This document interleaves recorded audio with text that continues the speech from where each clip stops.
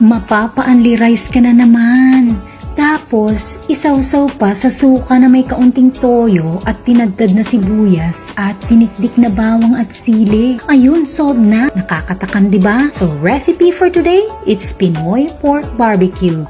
So, I marinated this for a day, kaya super lambot at nilagyan ko ng minced garlic, chopped onion, ground black pepper, calamansi juice, soya sauce, at syempre, my little secret technique to be truly tender ito. Kaya naman sobrang sarap at sobrang lasa at lambot.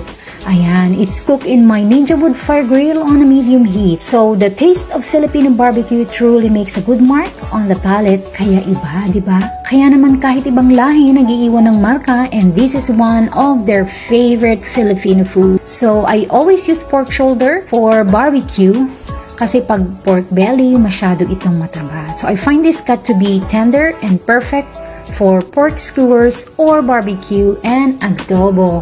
So, the key here to have this juicy barbecue is not to overcook and dapat alalay lang ang init ng grill. Since ang grill ko ay may wood pellets, lalo pa itong sumarap. Yum!